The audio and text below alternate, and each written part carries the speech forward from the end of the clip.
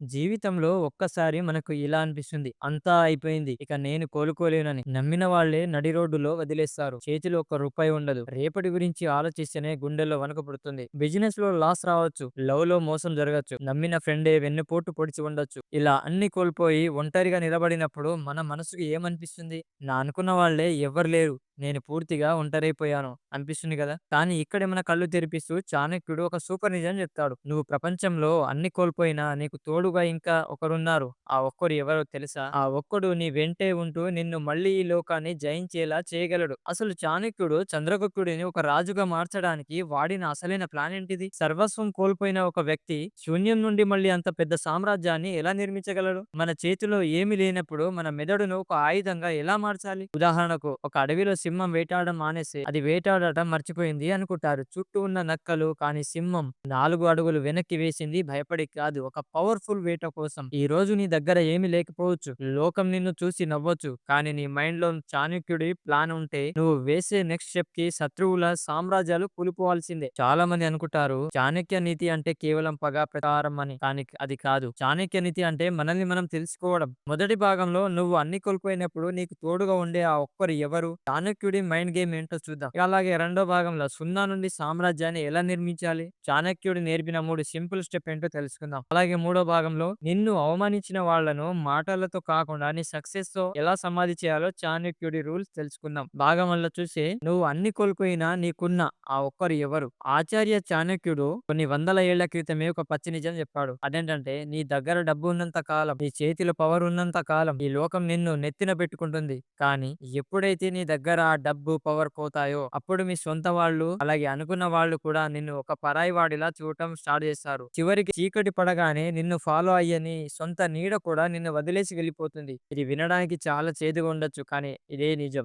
ఒక్కసారి ప్రాక్టికల్ గా ఆలోచించండి. ఈ రోజుల్లో మనుషులు మనల్ని చూసి మనతో రారు. మన వెనుక ఉన్న బ్యాంక్ బ్యాలెన్స్ ని చూసి వస్తారు. మనకున్న కార్ ని, బైక్ ని, మనకున్న పొజిషన్ ని చూసి వస్తారు ఎవరైనా సరే. ఏదైనా ప్రాబ్లమ్ లో పడి రోడ్డున పడ్డావని ఈ సొసైటీకి తెలియగానే అప్పటి వరకు నీ చుట్టూ తిరిగిన వాళ్ళు, నీతో కార్లలో తిరిగిన వాళ్ళు, నీతో అన్నం తిన్న వాళ్ళు నిన్ను చూసి నవ్వడం స్టార్ట్ చేస్తారు. నీ ఫోన్ కాల్స్ లిఫ్ట్ చేయడం మానేస్తారు. నిన్ను చూస్తే ఎక్కడ డబ్బులు అడుగుతావేమో అని దారి మార్చుకుని వెళ్ళిపోతారు. మనలో చాలా మంది ఆడియన్స్ కు ఒక పెద్ద డౌట్ ఉంటుంది. నేను ఎవరికి ఏ కీడు చేయలేదు కదా, మరి నాకే ఎందుకు ఈ ఒంటరితనం వచ్చింది? నా వాళ్ళే నన్ను ఎందుకు దూరం పెడుతున్నారు? కానీ ఇక్కడే మీరు ఒక మ్యాజిక్ అర్థం చేసుకోవాలి. ఈ లోకం మొత్తం నిన్ను వదిలేసి వెళ్ళిపోయినా ఆ చీకటి గదిలో నీతో పాటు ఒకరు మిగిలే ఉన్నారు. ఆ ఒక్కరు ఎవరో తెలిస్తే మీ గుండెలో కొండంత ధైర్యం వస్తుంది. ఆ ఒక్కరి గురించి ఇప్పుడు మాట్లాడుకుందాం. ఆ చీకటి గదిలో నీకు తోడుగా మిగిలే ఆ ఒక్కరు ఎవరో కాదు, నీ లోపల ఉన్న నువ్వే. అవును, నీ లోపల ఉన్న నీ ఆత్మవిశ్వాసం, నీ తెలివితేటలు, ఇప్పటి వరకు నువ్వు లైఫ్ లో పడ్డ కష్టాల నుండి నేర్చుకున్న నీ అనుభవం, వీళ్ళే నీ అసలైన తోడు. చాణక్యుడు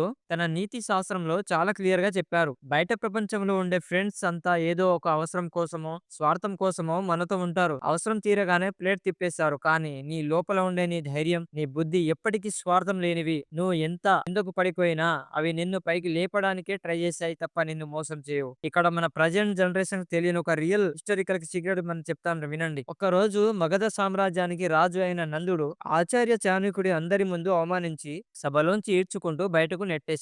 ఆ టైంలో చాణక్యుడి పరిస్థితి ఏంటో తెలుసా? ఆయన చేతిలో ఒక సైనికుడు లేడు, దాచుకోవడానికి ఒక రూపాయి లేదు, కనీసం ఉండటానికి ఒక ఇల్లు కూడా లేదు. ఆయనకు జరిగిందల్లా ఘోరమైన అవమానం మాత్రమే. ఆయన ఆ అవమాన భారంతో తలదించుకొని ఒంటరిగా దట్టమైన అడవిలోకి నడుచుకుంటూ వెళ్ళిపోయాడు. అప్పుడు చాణక్యుడి చూసి ఆ నందరాజు నవ్వాడు. సభలో ఉన్న వాళ్ళంతా ఎగతాళి చేశారు. కానీ ఆ అడవిలోకి ఒంటరిగా వెళ్తున్న ఆ చాణక్యుడి తోడుగా నిలిచింది ఎవరు? ఏ సైన్యమైనా ఉందా? లేదు. ఆయన వెంట ఉన్నది కేవలం ఆయన బుద్ధి, ఆయనకున్న పట్టుదల మాత్రమే. ఆ ఒక్క బుద్ధిని నమ్ముకునే ఆయన శూన్యం నుండి చంద్రగుప్తుడిని తయారు చేసి ఆ నందవంశాన్ని సర్వనాశనం చేశారు. కాబట్టి మిత్రమా, నీతో ఎవరు లేరని ఎడవకు. నీ బుద్ధి నీకుంటే చాలంతే. భయాన్ని ఆయుధంగా మార్చుకోవడం. నువ్వు ఎప్పుడైతే లైఫ్ లో అన్ని కోల్పోయి ఒంటరిగా మిగిలిపోతావో అప్పుడు నీ మైండ్ లోకి వచ్చే ఫస్ట్ శత్రువు భయం. రేపు నా పరిస్థితి ఏంటి? రేపు నేను ఎలా బతకాలి? నన్ను చూసి నవ్వుతున్న ఈ లోకానికి నేను ఎలా ఫేస్ చూపించాలి అనే భయం నిన్ను లోపల లోపలే నలిపేస్తుంది. కానీ ఇక్కడి చాణక్యుడు భయం గురించి ఒక మైండ్ బ్లోయింగ్ రూల్ చెప్పారు. భయం నీ దగ్గరకు వచ్చేంత వరకే దానికి భయపడు. ఒక్కసారి ఆ భయం నీ ముందుకు వచ్చాక ఇక భయపడటం ఆపేసి దాని కళ్ళల్లోకి చూసి దాన్ని ఎదుర్కొని ముక్కలు ముక్కలుగా నాశనం చెయ్యి. నువ్వు ఆల్రెడీ లైఫ్ లో అన్ని కోల్పోయావు కదా, ఇక నీకు పోవడానికి ఇంకేముంది? ఒక్కసారి ఆలోచించు. ఏమి లేని వాడికి దేనికి భయం ఉండకూడదు కదా, ఎందుకంటే వాడు కోల్పోవడానికి ఇంకేమీ లేదు, కానీ సాధించడానికి ఒక ప్రపంచం ఉంది. ఆ స్టేజ్ లోనే ఉన్నప్పుడు నీ గుండెల్లో ఉన్న భయాల్ని తీసేసి ఆ ప్లేస్ లో అసిని నింపాలి. నువ్వు ఒంటరిగా ఉన్నావంటే అర్థం ఏంటో తెలుసా? నీ చుట్టూ ఉన్న నెగటివ్ మనుషులు టైం వేస్ట్ చేసే బ్యాచ్ అంతా నీ లైఫ్ లోంచి వెళ్ళిపోయారని అర్థం. ఇప్పుడు నీ టైం అంతా నీదే. నీ లోపల ఉన్న ధైర్యాన్ని నువ్వు ఒక్కసారి గుర్తిస్తే నువ్వు ఒంటరి వాడివి కాదు, నువ్వే ఒక సైన్యంగా మారుతావు. లోకం నిన్ను ఒంటరిని చేసి నిన్ను ఏడిపించడానికి కాదు మిత్రమా, నిన్ను ఒక పవర్ఫుల్ మనిషిగా మార్చడానికి. ఈ ఒంటరితనాన్ని ఒక శాపంగా చూడకు, దీన్ని ఒక ఆయుధంగా మార్చుకో. నీ బుద్ధికి పదును పెట్టు, సైలెంట్ గా నీ వర్క్ స్టార్ట్ చేయి. మొదటి భాగం ఇక్కడితో ముగుస్తుంది. మరి ఇలాంటి సిచ్యుయేషన్ లో ఉన్నప్పుడు శూన్యం నుండి ఒక సామ్రాజ్యాన్ని ఎలా నిర్మించాలి? చాణక్యుడు చంద్రగుప్తుడికి నేర్పిన ఆ 3 సింపుల్ సీక్రెట్స్ స్టెప్ ఏంటో ఇప్పుడు తెలుసుకుందాం. మొదటి భాగంలో మనం చూసాం, అన్ని కోల్పోయిన చాణక్యుడు ఒంటరిగా అడవిలోకి వెళ్ళిపోయాడని. కానీ అక్కడ ఆయన ఊరికే కూర్చోలేదు. నందరాజుపై పగతో రగిలిపోతూ చంద్రగుప్తుడనే ఒక సాదా సీదా కుర్రాడిని తీసుకొని ఒక చిన్న సైన్యాన్ని వేసుకుని నేరుగా మగధ సామ్రాజ్యంపై దాడి చేశారు. ఫలితం ఏంటో తెలుసా? ఘోరమైన అపజయం. నందరాజు సైన్యం ముందు చాణక్యుడి ప్లాన్ అటర్ ఫ్లాప్ అయింది. ప్రాణాలు కాపాడుకోవడానికి చాణక్యుడు, చంద్రగుప్తుడు చెట్లు పుట్టలు దాటుకుంటూ ఒక చిన్న పల్లెటూరికి వచ్చి ఒక పేద ఆవిడ ఇళ్ల దగ్గరకు దాక్కున్నారు. ఆ టైంలో ఆ ఇంట్లో ఒక తల్లి తన చిన్న కొడుకుకు వేడివేడి అన్నం ప్లేట్లు వడ్డించింది. ఆ అబ్బాయికి బాగా ఆకలి వేయటంతో ఆలోచించకుండా నేరుగా ప్లేట్ మధ్యలో చెయ్యి పెట్టేశాడు. అంతే, చెయ్యి బాగా కాలిపోయి గట్టిగా ఏడవడం స్టార్ట్ చేశాడు. అప్పుడు ఆ తల్లి కొడుకును మందలిసి ఒక మాట అంది. ఆ మాట చాణక్యుడి జీవితాన్ని మార్చేసింది. ఆ తల్లి ఏమందంటే, ఒరే పిచ్చి వెధవా, నువ్వు కూడా ఆ చాణక్యుడి లాగే ప్రవర్తిస్తున్నావు. వేడి అన్నాన్ని అంచుల నుండి మెల్లమెల్లగా తింటూ వస్తే చెయ్యి కాలదు కదా, హ్యాపీగా కడుపు నిండుతుంది. కానీ నువ్వు నేరుగా మధ్యలో చేయి పెట్టావు, చేయి కాల్చుతున్నావు. ఆ చాణక్యుడు కూడా అంతే. చుట్టుపక్కల ఉన్న చిన్న చిన్న రాజ్యాలను గెలవకుండా నేరుగా పెద్ద సామ్రాజ్యం మధ్యలో ఉన్న రాజధానిపై దాడి చేసి దెబ్బతిన్నాడంది. ఈ చిన్న మాట వినగానే చాణక్యుడు మైండ్ లో ఒక బల్బు వెలిగింది. ఆయనకు ఒక అద్భుతమైన వ్యూహం దొరికింది. ఈ రోజుల్లో మన ఆడియన్స్ చేస్తున్న అతి పెద్ద తప్పు కూడా ఇదే. మనకు లైఫ్ లో అంతా అయిపోయాక లేదా ఏదైనా కొత్తగా సాధించాలన్నప్పుడు ఇటుగా పెద్ద సక్సెస్ కావాలని ఆశ పెడతాం. ఒకే రోజులో లక్షలు సంపాదించాలి, ఒకే రోజులో పెద్ద సెలబ్రిటీ అయిపోయాలి అనుకుంటాం. కానీ రూల్ ఏంటంటే, నువ్వు సున్నాలో ఉన్నప్పుడు నేరుగా పెద్ద టార్గెట్ ను కొట్టకూడదు. చిన్న చిన్న విజయాలతో మొదలు పెట్టాలి. ఆ చిన్న విజయాలే నిన్ను పెద్ద సామ్రాజ్యానికి రాజును చేస్తాయి. దానికోసం చాణక్యుడు చెప్పిన ఆ 3 స్టెప్స్ ఏంటో ఇప్పుడు తెలుసుకుందాం. స్టెప్ 1 చూస్తే చిన్న చిన్న వనరులను కాపాడుకోవడం. చేతిలో ఏమి లేనప్పుడు, ఒక్క రూపాయి కూడా లేనప్పుడు చాణక్యుడు ఏం చేశాడో తెలుసా? ఆయన పెద్ద పెద్ద రాజుల దగ్గరకు వెళ్లి బతిమిలాడలేదు. ఆ అడవుల్లో ఉండే గిరిజనులను, బలం ఉండి సరైన దారి లేని దొంగలను, సమాజం తక్కువ చేసి చూసిన సామాన్య ప్రజలను ఒక్కొక్కరిని కలుపుకుంటూ వెళ్లారు. వాళ్ళందరికీ ట్రైనింగ్ ఇచ్చి ఒక పవర్ఫుల్ సొంత సైన్యాన్ని తయారు చేశారు. అంటే తన దగ్గర ఉన్న చిన్న చిన్న ఆప్షన్ నే ఆయన ఒక పెద్ద ఆయుధంగా మార్చుకున్నారు. మీ లైఫ్ లో కూడా అంత కోల్పోయినప్పుడు ఫస్ట్ నువ్వు చేయాల్సింది ఏంటంటే, నీ దగ్గర ఉన్న చిన్న చిన్న వనరులు ఏంటో ఒక పేపర్ మీద రాసుకో. చాలా మంది నా దగ్గర డబ్బు లేదు, నా వెనుక సపోర్ట్ లేదు అని ఏడుస్తూ కూర్చుంటారు. కానీ నీ దగ్గర ఒక చిన్న స్కిల్ ఉండొచ్చు, మాట్లాడే నైపుణ్యం ఉండొచ్చు, లేదా రోజుకు 24 గంటల ఖాళీ సమయం ఉండొచ్చు. దాన్ని గమనించు. నీకున్న ఒక చిన్న పరిచయాన్ని, నీకున్న కొద్దిపాటి నాలెడ్జ్ ని వాడుకో. సున్నాలో ఉన్నప్పుడు ఏది దొరికినా అది నీకు ప్లస్ పాయింటే. చిన్న చిన్న పనులు చేస్తూ చిన్న మొత్తంలో డబ్బు సంపాదిస్తూ మెల్లమెల్లగా నీ బలాన్ని పెంచుకో. ఒకేసారి ఇంద్రభవనం కట్టలేవు కదా, ఒక్క ఇటుకనే పేర్చాలి. స్టెప్ 3, సీక్రెట్ మెయింటైన్ చేయడం. చాణక్యుడి నీతిలో అత్యంత పవర్ఫుల్ చాప్టర్ ఏంటంటే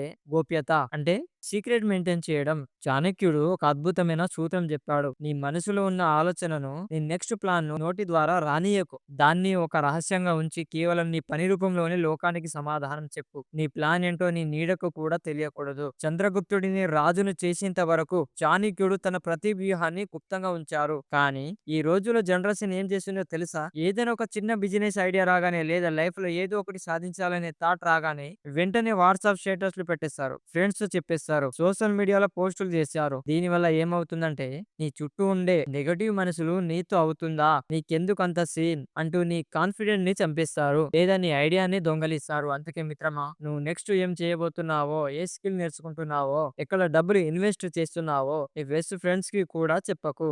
లోకం నిన్ను ఇంకా చేత కాని వాడిలాగే చూడనివ్వు. కానీ లోపల నీ ప్రిపరేషన్ ఒక రేంజ్ లో సాగాలి. నువ్వు కొట్టే దెబ్బ ఎలా ఉండాలంటే శత్రువు కోలుకోలేనంత సైలెంట్ గా ఉండాలి. స్టెప్ 3 పరిస్థితి బట్టి మారడం. ఇక మూడో స్టెప్ ఏంటంటే పరిస్థితిని బట్టి నిన్ను నువ్వు మార్చుకోవడం. చాణక్యుడు అంటారు, ఒక అడవిలో తిన్నగా నిటారుగా ఉన్న చెట్లనే ఫస్ట్ నరుకుతారు. వంకరగా ఉన్న చెట్లను ఎవ్వరు ముట్టుకోరు. అంటే లైఫ్ లో ఎప్పుడు ఒకే పద్ధతిలో మొండిగా వెళ్తే సక్సెస్ రాదు. అవసరాన్ని బట్టి సిచ్యువేషన్ బట్టి నీ పద్ధతులను మార్చుకోవాలి. నందరాజును ఓడించడం కోసం చాణక్యుడు తన ఈగోని పక్కన పెట్టి పర్వతక రాజు అనే ఒక మరో పవర్ఫుల్ రాజుతో చేతులు కలిపారు.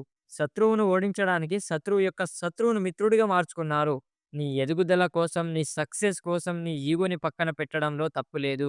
నీకు ఒక విషయం తెలియకపోతే చిన్న పిల్లాడిని అడిగైనా నేర్చుకో. నీకంటే తక్కువ స్థాయిలో ఉన్న వాడైనా సరే వాడి సహాయం తీసుకో. సమయం బాలేనప్పుడు లొంగి ఉండాలి. సమయం వచ్చినప్పుడు పులిలాని విరుచుకుపడాలి. ఇదే చాణక్యుడి అసలైన రాజనీతి. చూశారు కదా! చిన్న వనరులతో మొదలుపెట్టి ప్లాన్స్ అన్ని సీక్రెట్ ఉంచి పరిస్థితిని బట్టి వ్యూహాలు మారిస్తే సామ్రాజ్యాన్ని నిర్మించడం పెద్ద కష్టమే అయితే ఏం కాదు. మరి ఇలా సామ్రాజ్యాన్ని నిర్మించేటప్పుడు మనల్ని అవమానించిన శత్రువులు ఊరికే ఉంటారా? వాళ్ళు మనల్ని మానసికంగా దెబ్బతీయాలని చూస్తారు. అలాంటప్పుడు ఆ శత్రువులను మాట్లాడకుండా అసలు గొడవ పడకుండా ఎలా సమాధి చేయాలో ఇప్పుడు మూడో భాగంలో తెలుసుకుందాం. నిన్ను అవమానించినప్పుడు ఎలా స్పందించాలి? నిన్ను ఒకరు అవమానించారు. నువ్వు అన్ని కోల్పోయావని చూసి నవ్వారు. అప్పుడు నువ్వు ఏం చేయాలి? వాళ్ళతో గొడవ పడాలా? రోడ్డు మీద నిలబడి వాదించాలా? ఇక చాణక్యుడు చెప్తాడు, కత్తులతో చేసే యుద్ధం కంటే సైలెంట్ గా ఉండే యుద్ధం చాలా ప్రమాదకరమైనది. ఎదుటివాడు నిన్ను అవమానించినప్పుడు నువ్వు కోప్పడితే వాడు అనుకున్నది సాధించినట్టే. ఏదైనా వాడు నిన్ను వీక్ చేయాలనుకున్నాడు. నువ్వు కోప్పడి వాడికి ఆ ఛాన్స్ ఇచ్చావు. బదులుగా ప్రశాంతంగా నవ్వండి. ఆ నవ్వు వాడి మైండ్ లో ఒక పెద్ద కన్ఫ్యూజన్ క్రియేట్ చేస్తుంది. శత్రువును గమనించడం. చాణక్యుడు శత్రువులను కేవలం యుద్ధంలోనే కాదు తెర వెనుక కూడా ఓడించేవాడు. అందుకోసం ఆయన గూఢచారులను వాడేవాడు. దీని అర్థం ఏంటంటే నువ్వు నీ శత్రువు కంటే బలవంతుడి అవ్వాలి అంటే వాడు ఎక్కడ తప్పు చేస్తున్నాడో నీకు తెలిసి ఉండాలి. నీ శత్రువుతో ఎప్పుడు గొడవ పెట్టుకోకు. జస్ట్ వాడిని అబ్జర్వ్ చెయ్యి. వాడు చేసే తప్పులే దానంతటా అవే వాడికి నాశనం చేసేలా మనం ప్లాన్ డిజైన్ చేసుకోవాలి. Success is the best revenge. చాణక్యుడి నీతి ప్రకారం నిన్ను అవమానించిన వాడికి నువ్వు ఇచ్చే అత్యంత క్రూరమైన శిక్ష ఏంటో తెలుసా? నువ్వు మళ్ళీ అంతకంటే పెద్ద సక్సెస్ సాధించి వాడి కళ్ళ ముందే ఒక రాజులా బతకడం. నందరాజు చాణక్యుడిని అవమానించాడు. కానీ చాణక్యుడు నందరాజును డైరెక్ట్ గా చంపలేదు. నందరాజు చూస్తుండగానే ఒక సాధారణ అయిన చంద్రగుప్తుడిని తెచ్చి సింహాసనంపై కూర్చోబెట్టాడు. ఆ సీన్ నందరాజుకు బ్రతికుండగానే నరకం చూపించింది.